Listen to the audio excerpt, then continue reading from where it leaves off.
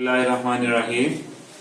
आज हम देखेंगे जी, हम जेनेटिक्स पढ़ रहे हैं, इनहेरिटेंस पढ़ रहे हैं। उससे रिलेटेड जो मेंडल था, हमने उसका इंट्रोडक्शन किया। मेंडल के 2 लॉ हैं इसके अंदर जेनेटिक्स के। आज हम पहले लॉ को देखेंगे जो है मेंडल्स लॉ ऑफ सेग्रीगेशन। ठीक है, कि इसका मतलब क्या है कि कैसे जो है वो जीन्स के एलील जो पेयर है किस तरह वो अलग होते हैं ड्यूरिंग गमीट फॉर्मेशन, और जैसे ही गमीट दोबारा मिलते हैं तो वो किस तरह दोबारा फिर यूनाइट मिल जाते हैं। ये जो लॉ है इसको कहते हैं law of Mendel law of segregation. ठीक है, सेग्रीगेट होता है डिस्प्लेट्स, अलग होना, कैसे अलग होते हैं। ठीक है जी, इन चीजों को देखेंगे। अब ड्यूरिंग गमीट फॉर्मेशन 2 काम होते हैं। पहले तो गमीट बनना होता है भाई। फॉर एग्जाम्पल ये गमीट है, ये गमीट है। अब ये एक पेरेंट सेल है, इससे ये 2 गमीट्स बनेंगे। अब दोनों ये जो है ये गमीट बनने के दौरान दोनों क्या हो गया, अलग हो गए। एक सेल था, ये एक सेल था, दोनों ने आपस में क्या बनाना जी, इसने अपने गमीट्स, इसने अपने गमीट्स, एक मेल गमीट्स एक फीमेल गमीट्स जैसे पढ़ते हैं। तो अब मेल गमीट्स बनने के दौरान दोनों में क्या हो गया जी, ये जो आपके अलीज थे जो पेयर फॉर्म में थे जीन्स के, ये क्या हो गया, अलग। और हर गमीट जो है एक अलील को रिसीव करेगा, इधर भी ऐसे ही है। फिर दोबारा जब ये यूनाइट होंगे आपस में, तो फिर यूनाइट का मतलब क्या, जब जाइगोट बनेगा, फर्टिलाइजेशन होगी, तो उस दौरान फिर ये जो अलील है जो पेयर फॉर्म में आ जाएंगे जीन्स की। ठीक है, इस फॉर्म में भी जब यूनाइट होंगे, फीमेल और male gamete get pairs from each, वो हासिल करके हुए ये, तो इसको हम कहते हैं जी मेंडल लॉ ऑफ सेग्रीगेशन। हम कहता है एक डायग्राम के जरिए इसको देखेंगे कि वाकई ऐसा होता है। तो उसके लिए इसने क्या किया जी, मोनो हाइब्रिड क्रॉस वर्ड है। मोनो मीन एक, हाइब्रिड मीन दोगला। एक जिसके अंदर जो ट्रेड का जो लेना है उसके अंदर वो मुख्तलिफ हो, उसका जो क्रॉस है, ठीक है, 1 ट्रेड का एट अ टाइम, इसे क्या कहते हैं जी हम, मोनो हाइब्रिड क्रॉस। एग्जांपल लेते हैं, जैसे फर्स्ट ऑफ ऑल उसने किसको स्टडी किया था, सीड शेप को। ठीक है, अब एक की क्या शेप थी, राउंड, और एक की क्या थी, रिंकल्ड, झुर्रीदार।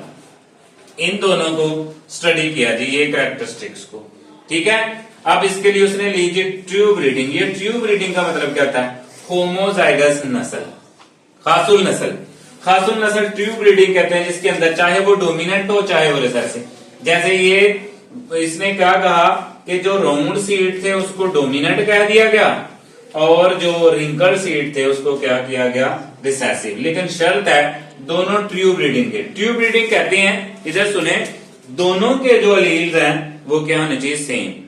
दोनों के, चाहे वो डोमिनेंट हो चाहे वो रिसेसिव हो। स्मॉल हो तो रिसेसिव, कैपिटल हो तो डोमिनेंट। ठीक है, ये जो था ये चीज उन्होंने सिलेक्शन की। इसी तरह इसने टॉलनेस को भी जो है चेकआउट किया इसके बाद। और there are 7 contrast characteristics. How many character studies, there are 7 characteristic studies. 1 seed shape. Seed shape क्या थी, राउंड, और क्या थी, रिंगड ली। सीड का कलर लिया, येलो और ग्रीन।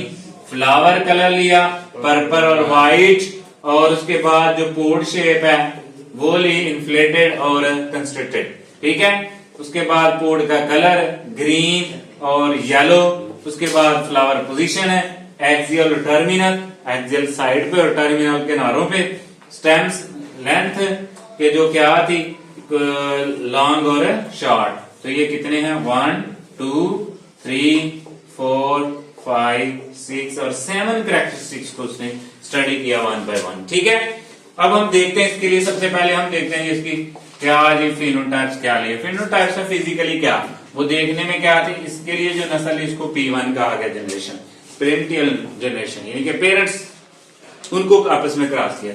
एक ट्यूब ब्रीडिंग ली गई इसकी राउंड शेप की, और एक इसकी की गई रिंकल्ड की। इसको आपस में क्या किया गया, क्रॉस करवाया गया। और इनके क्रॉस करवाने से जो जनरेशन पैदा हुई वो 100% यानी कि ऑल जो थे वो क्या पैदा हुए जी, राउंड। अब यहाँ पे हमने नोट डाउन करना है कि हमने तो रिंकल्ड सीड भी लिए और राउंड भी लिए, जो नेक्स्ट पैदा हुए वो राउंड पैदा हुए, वो क्या है, इस चीज को ये बयान करता है।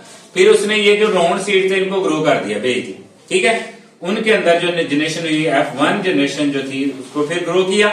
ठीक है, जिसको F1 का मतलब होता है फीलियल। फीलियल का मतलब होता है नस्ल, आगे जो नहीं। ठीक है, अब इसका इसके आपस में क्रॉस कराया तो इससे जो नस्ल पैदा हुई उसको क्या बोला F2। अब उसका जब रिजल्ट देखा उसने तो उसमें से जो 70% जो थे वो राउंड हुए और जो 25% थे वो रिंकल्ड हुए। अब इसने टोटल जो थे वो 7324 सीड्स जो है ना वो उसने कलेक्ट किए, उनमें से इतने जो थे 5474 राउंड निकले और 1856 जो वो क्या निकले जी आपके जीरो जो है वो क्या निकले जी आपका रिंकल्स। अब इसको हम जीनोटाइप्स इसकी देखते हैं, इसके अंदर हुआ क्या है जेनेटिकली, जीनोटाइप्स क्या है।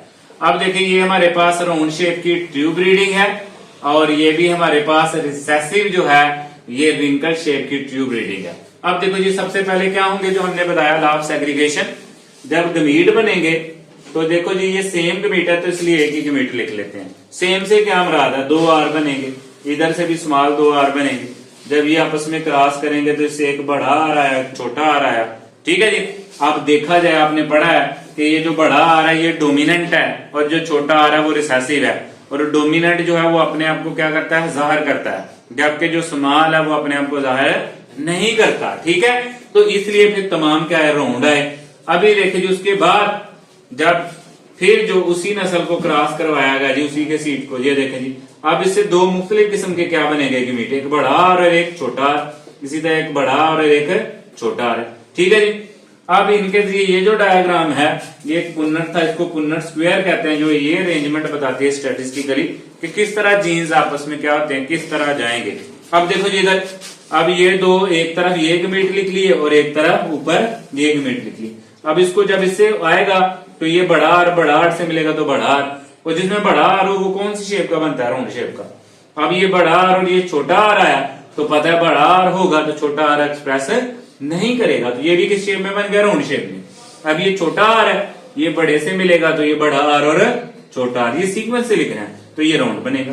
अब ये छोटा आर और छोटा आर मिलेगा तो ये कौन सी शेप में बन जाएगा जी, ये दोनों रिसेसिव हैं तो कौन सा शेप बनेगा, रिंकल।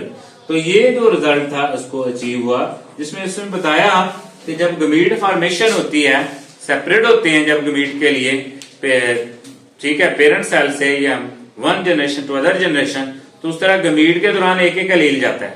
जब वो गमीट दोबारा आपस में मिलते हैं तो फिर वो इकट्ठे हो जाते हैं, ठीक है। ये इकट्ठे होने की रेशो बताई गई है कि किस तरह, देखो वो जो रिसेसिव था जो पहले नजर नहीं आया वो उससे अगली जनरेशन के अंदर क्या आया, नजर आया। इसके बाद जो टॉलनेस था वो भी उसको भी चेक किया, हाइट को भी, वो भी इसी तरह करेक्टर जाहिर हुए कि जो था 75% जो रिजल्ट था इन जनरेशन 2 के अंदर वो राउंड का आ गया और 25 जो था वो किसका आ गया जी, रिंकल्ड का, ठीक है जी।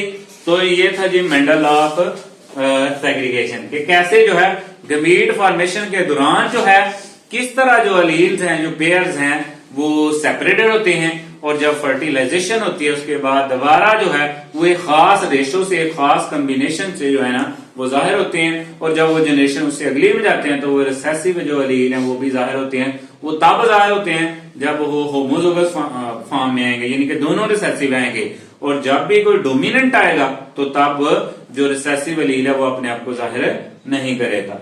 ये था जी हमने देखा मेंडल लॉ ऑफ सेग्रीगेशन।